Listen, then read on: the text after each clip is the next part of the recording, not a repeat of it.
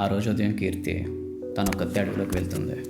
చేతిలో ఒక పాత నోట్బుక్, మైండ్లో ఒకటే ప్రశ్న, వీఆర్ స్టిల్ హియర్ అంటే ఎవరు? కానీ ఆమె ఊహించలేదు ఆ రోజు ఆమె కలిసే వ్యక్తి అరకు ల్యాండ్ స్లైడ్ వెనుక దాగుని నిజం చెప్తాడని.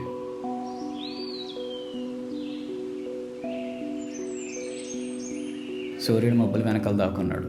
అరకు పాత ఫారెస్ట్ రోడ్ నుంచి కీర్తి నడుస్తుంది.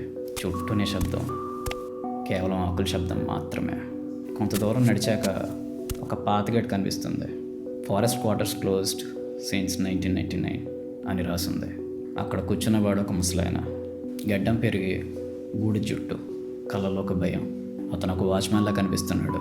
కీర్తి ఆయన దగ్గరికి వెళ్ళి అడిగింది, తాతయ్య ఈ ఏరియాలో ఎవరు ఉంటారు కదా, కానీ నాకు ఒక పాత నోట్బుక్ దొరికింది అని అనగానే ఆ వాచ్మెన్ ఆశ్చర్యంగా చూస్తాడు. అతని చేతులు వణికిపోతాయి. భయంతో వాయిస్ బ్రేక్ అవుతుంది. నోట్బుక్ బ్రౌన్ కలర్తో ఉందా?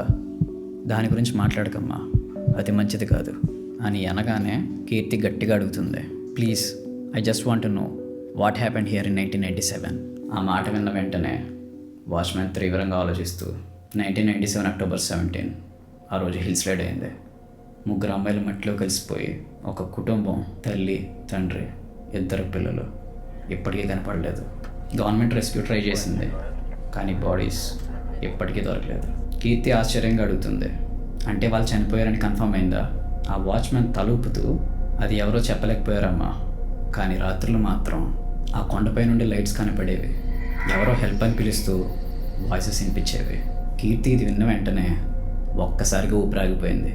లైట్సా, వాయిసెసా అని వాచ్మెన్ భయంతో అడుగుతాడు. నాకు ఆ వాయిస్ ఇంకా గుర్తుందమ్మా, వీఆర్ స్టిల్ హియర్. అది నేను ఫస్ట్ టైం ఆ నైట్ విన్నా. కీర్తి గుండె గట్టిగా కొట్టుకుంది. ఆ నోట్బుక్లో ఉన్న మాటలే వాచ్మెన్ కూడా చెప్తున్నాడు. అక్కడికి వెళ్ళకమ్మా, ఆ హిల్ ఏరియా శపించబడింది, వెళ్ళిన వాళ్ళు ఎవరో తిరిగి రాలేదు. ఇది విన్నాక కీర్తి మెల్లిగా నోట్బుక్ తిప్పి చూస్తుంది. నెక్స్ట్ పేజ్లో ఒక మ్యాప్ ఉంది. దాని మీద చిన్న cross mark, old quarry point అని రాసుంది.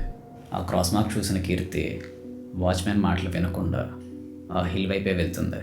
కానీ ఆమెకి తెలియదు, ఆ నోట్బుక్లోని తర్వాత పేజీ ఆమె జీవితాన్ని పూర్తిగా మార్చేస్తుందని. క్వారీ పాయింట్లో వెళ్ళిన కీర్తికి ఏమవుతుందో నెక్స్ట్ ఎపిసోడ్లో చూడండి.